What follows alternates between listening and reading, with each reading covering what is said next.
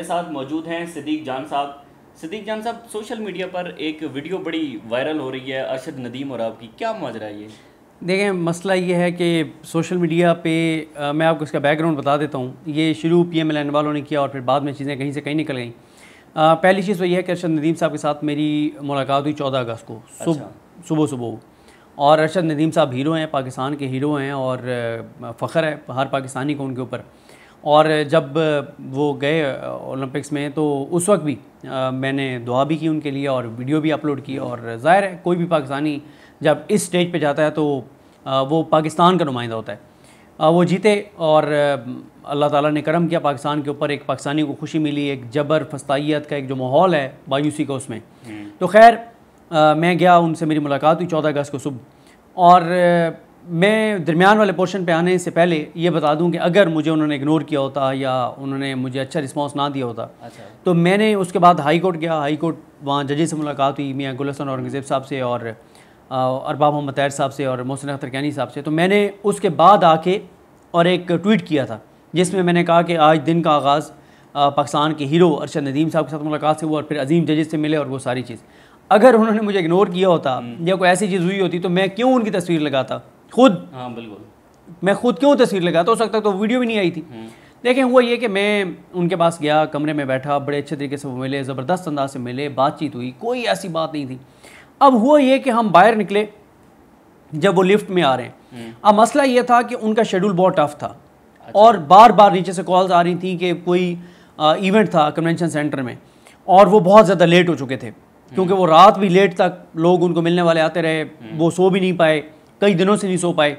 अब उस दौरान वो अगला अपना शेड्यूल भी देख रहे हैं, उनको कॉल्स भी आ रही हैं, मैसेज भी आ रहे हैं।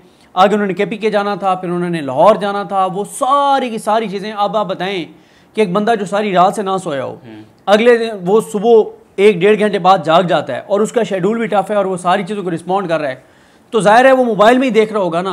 अब हुआ क्या, ये जो वीडियो थी ना, इस वीडियो को PMLN वालों ने ये किया कि वो देखें जी सिद्दीक जान को वो इग्नोर कर रहा है और ये औकात है और ये वो।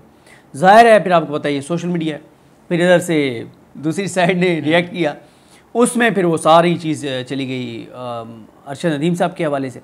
तो ऐसी कोई चीज़ नहीं थी। और दूसरी बात यह है कि देखें, वो पाकिस्तान के हीरो हैं, वो पाकिस्तान के हीरो रहेंगे और उन्होंने पाकिस्तानियों के चेहरों पर मुस्कुराहटें लाए हैं, खुशियाँ लाए हैं और अल्लाह ताला करम करे और वो इससे बड़ी थ्रो फेंकें और इससे बड़ी कामयाबियाँ समेटें।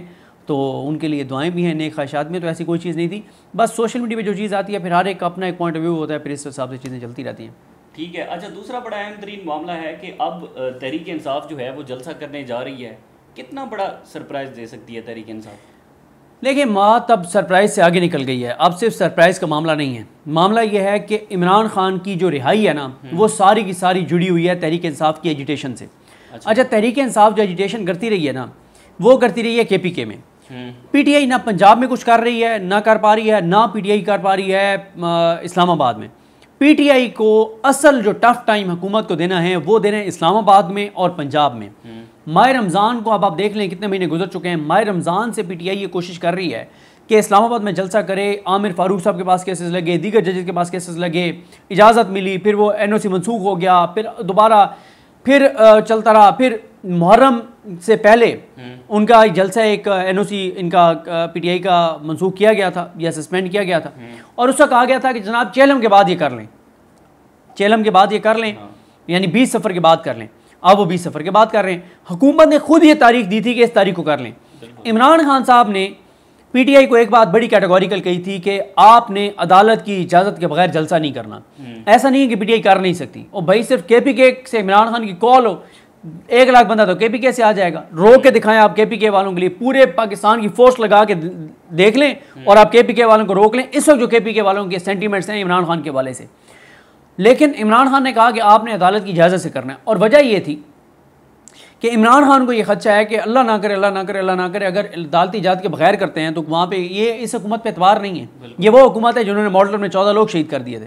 ये कुछ भी वाक़या करवा सकते हैं, इनसे कोई बहस नहीं। ये अपने इक़्तिदार के लिए, अपने मफाद के लिए, अपनी चोरी डकैती लूट मार के लिए किसी हद तक जा सकते हैं। तो इमरान खान ने कहा जी अदालती इजाज़त के बगैर नहीं करना, अदालती इजाज़त के बगैर करेंगे अगर इन्होंने कोई वाक़या करवा दिया।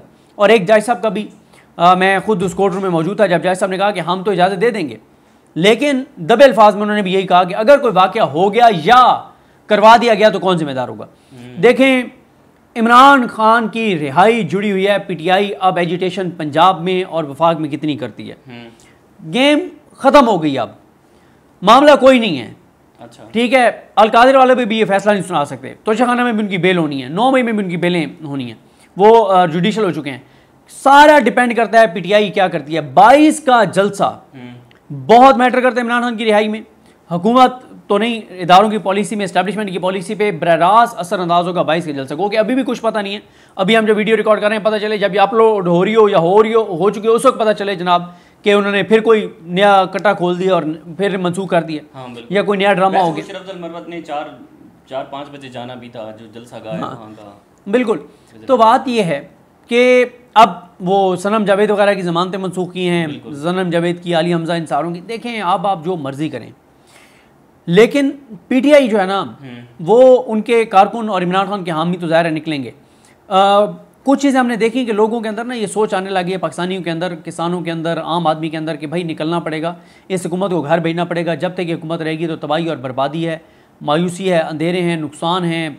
ये तो आखिरी हद तक कोशिश करेंगे कि इस मुल्क का जितना बेड़ा गर्क कर सकते हैं करें, इनको निकाले बगैर मुल्क आगे नहीं जा सकता।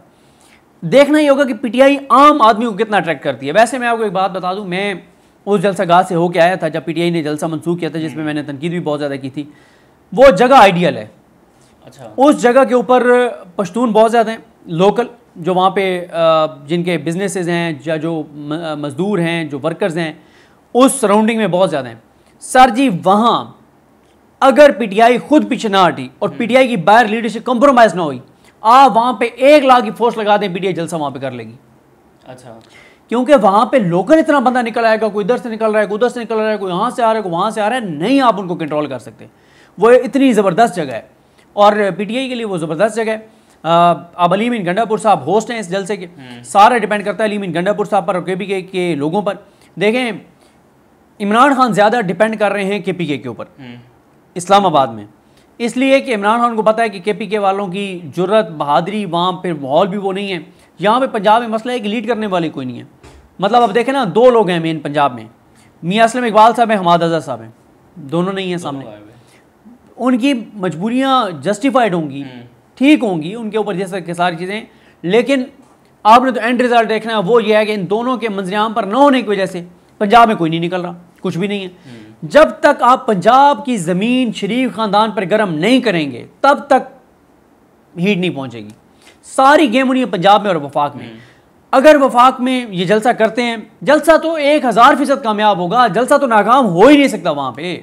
अच्छा। मैं कहता हूँ ताहद्दे निगाह लोग ही लोग होंगे। कोई कैमरा, ये मैं आज आपको बता रहा हूँ, कोई कैमरा उस दिन 22 अगस्त को कोई कैमरा लोगों को कैप्चर नहीं कर पाएगा कि कहाँ तक हैं लोग। अच्छा, ये मैं आपको बता रहा हूँ, आज बता रहा हूँ आपको।